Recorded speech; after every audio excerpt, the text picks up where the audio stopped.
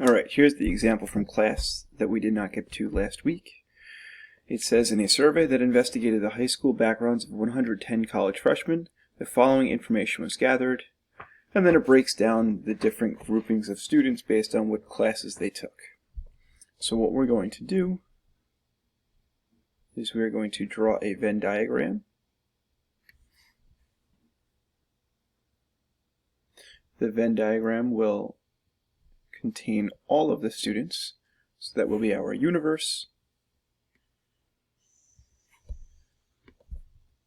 We know that this would be a total of 110. We know that we have three different classes. We have physics, math, and biology. It looks like we have a physics and math overlap, a bio and math overlap, a physics and bio overlap, and then an all three overlap. So I'm going to draw three circles which all intersect. I think I'm going to expand all of these.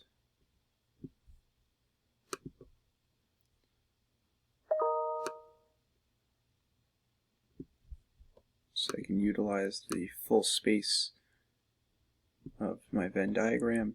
Move this one up just a little bit. Alright, so this circle will represent the physics, this circle will represent the bio, and this circle will represent mathematics. We know, starting from the insidemost region, that 5 students took all 3 classes. So the innermost set here will be 5. So we also know that 45 students took biology in total. I'm going to write these here. Actually, I'm going to write these towards the top, because every time I adjust these, every time I add or adjust what's in the Venn diagram, I'm going to need to subtract from the total here. We know that 48 students took mathematics in total, and 25 students took physics in total. What I meant by the subtraction portion is, if there are 5 students that took all 3 subjects in the middle, then we have 40 additional students that took bio, because the 40 that took bio plus the 5 that took all 3 makes the 45. We know that 20 students took physics and 43 students took math. So we're going to have to continue to subtract from the total every time we enter in any other values here. 10 students took physics and mathematics. So students that took physics and mathematics will be in this region, including the middle values. So if there are 10 students that took physics and math, but there are 5 that took physics, math, and bio, we're going to actually write in here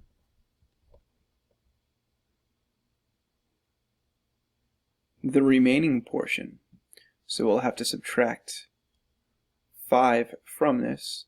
So we have 5 students that took physics and math only, and 5 students that took physics, math, and bio, making it a total of 10 that took physics and math. Since we've added 5 more to the physics circle, our total in the outside circle will be 15. We've added 5 more to the math circle, so our total now will become 38. I'm going to choose purple for the next. We know that 8 students took bio and math. So bio and math will be all 3 of these regions. So again, we'll do the same thing. If there are 8 students that took bio and math, but 5 took bio, math, and physics, then we know that there will be 3 that took only bio and math. Again, we've added 3 to this region, so we need to remove 3 from the total in bio and remove 3 from the total in math.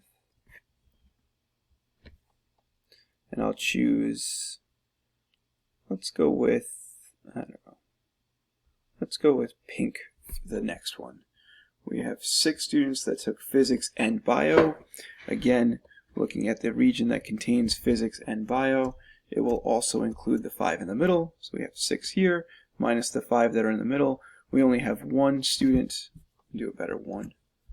We only have one student that took physics and bio only.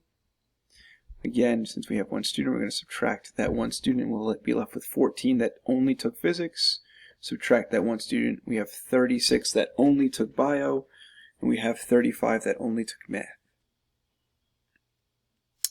Now, if we add up all of these different values, we have 14 plus 5 plus 5 plus 1 plus 36 plus 3 plus 35. This will give us a total of 99. Since we know that there are 110 college freshmen in total, 110 minus 99 will give us 11 students. In the universe, there are 11 students that did not take physics, math, or bio. And from here we can start answering these questions. How many students took bio but neither physics nor mathematics?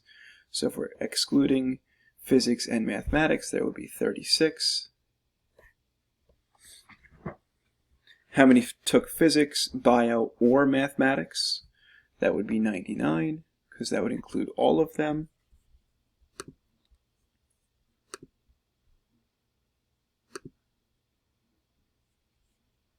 How many did not take any of the 3 subjects? That would be 11,